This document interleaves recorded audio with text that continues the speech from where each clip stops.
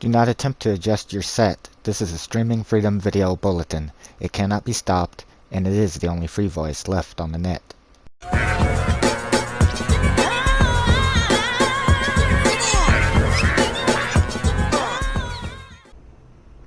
Hello friends, and welcome back to the channel. For today's Ghostbusters Spirits Unleashed video, I thought I would share my build with those Ghostbusters who perhaps after all the nerfs that we got on the recent Hotfix patch might be having trouble with catching the ghosts.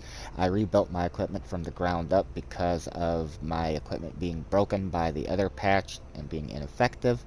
Now, you should know that against the OP ghosts that are really good, this equipment build will be completely ineffective against them. It's not going to be able to help. However, against good ghosts, it will be a give and take. It can help catch them, and of course, the ghosts that don't know what they're doing, it will be fairly effective against them. Overall, this is as effective as a build as I can make, and I thought I would share it with those that might need some help catching the ghost. This is a support build. You are using it to mainly support your teammates, try to hold the ghost in place for one of them to get a trap out, but you can solo cap a ghost if you need to with it. Also, you should know that the majority of this build is not interchangeable. That is because, unfortunately, with the nerf, at least as far as my equipment build goes, it really limits me as to what I can do. Two of the most important things that you need on here, because I believe tether creation speed is very important in being able to catch the ghost, is the quantum accelerator. That will give you a +1 to tether creation, and with that you need to pair the side component and have the particle thruster. That will give you another +1 to tether creation speed. You can activate the thruster if you need a little bit of extra range, but otherwise it is not necessary to activate it, as I do believe they nerfed it to the point that's not very useful now. For the blast release, for the nozzle, you want to go with the blast release. That will give you a little bit of additional tether health. It isn't a lot, but as quickly as the ghosts break the tether, you need everything that you can get. Very important to this build is the dual vertical grip. This is a contract, so you will have to unlock it, but this will be very useful for being able to either push or pull the ghost towards you using the tether once it has been locked in it. Now, if you don't have this unlocked, you could go with the ergonomic grip. This grip will work very well with this build and is a quick equip bonus. Or you could possibly use the grip tape handles. Either one would work. However, I would suggest the ergonomic grip. But I definitely highly suggest, if you can, going with the dual vertical grip. That is a very good grip to have. For the top attachment, you need to have the active heat isolator. This build will overheat quite a lot. I have lost ghosts to overheating. I had a build that had a slow overheat and a quick vent, but the nerf broke it, so this is an issue. You'll have to get used to venting more often. Also, for the injection booster on the proton pack, I used to have the efficiency optimizer, which gave additional heat protection. However, if this is equipped, it really seems to hurt the tether creation speed and make the build almost not work even against lower powered ghosts. So you could try, I guess, the energy isolator. I haven't, because while the damage over here doesn't show there's a negative tether creation, it shows you got rift damage plus. In the description it says it's less effective for tethering, and I have not checked it with the thruster, so I'm going to just suggest, if you're going with my build, to use the default injection booster. For the generator, you want to go with the exhaust port to have a little bit of a quicker vent. Very important, because you need to get the heat down as quickly as possible. Now, for the cyclotron, I suggest the nitrogen tank expansion, which will give you a plus to venting speed. That was also nerfed, but it does help out a little bit. Anything helps, because I found without it that when I have to vent after it builds up a lot of heat, I can be vulnerable for quite often and get attacked because of that.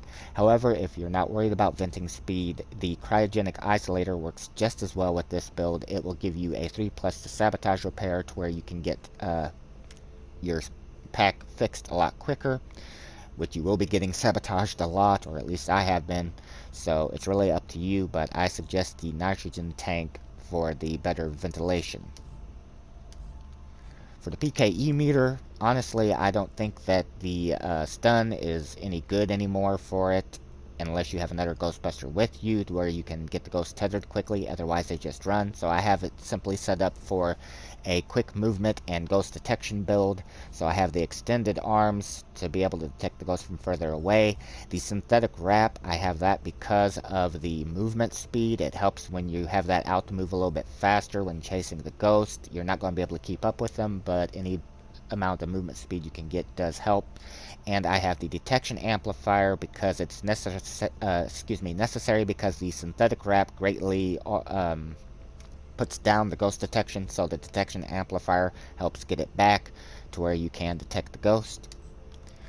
For the ghost trap, I have deferred aperture. You need that for a little bit better filled angle to pull the ghost in. The large capacity battery, so that when the trap is thrown down, if it is open and you're fighting with the ghost, it doesn't run out of battery life too much. But of course there is a bug that causes the trap to die instantly when the ghost enters the pull field, and that has been happening quite a lot, and this build is not immune to that. I don't think any trap build is.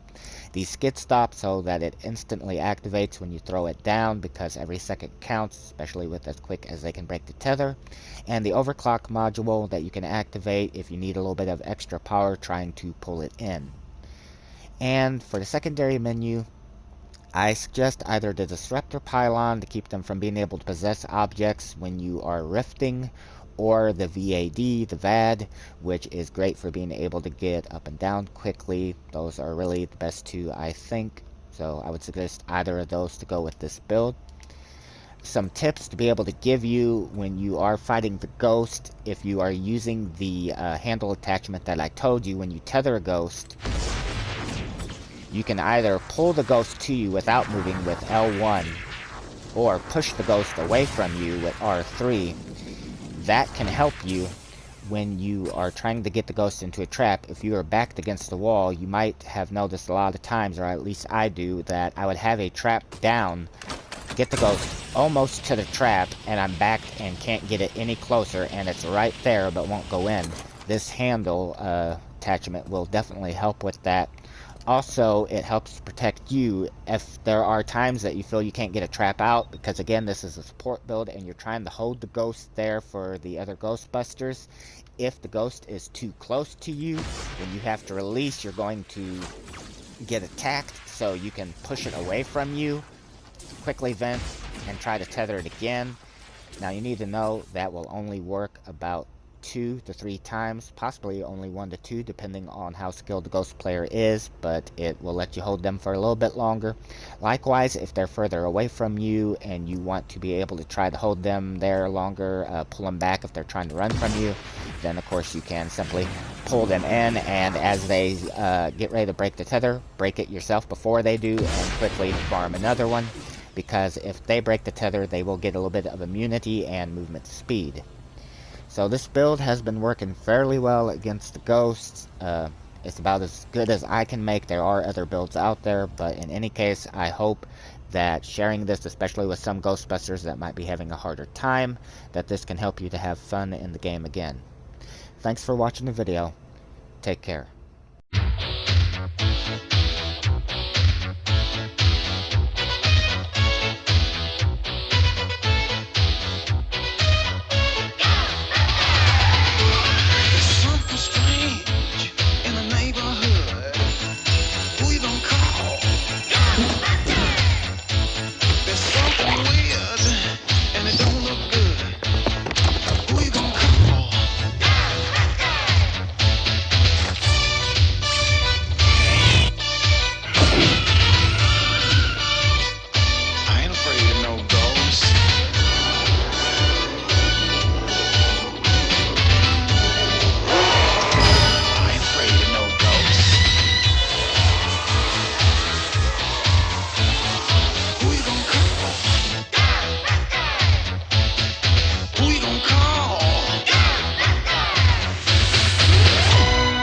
This has been a Streaming Freedom Video Bulletin. Peace out.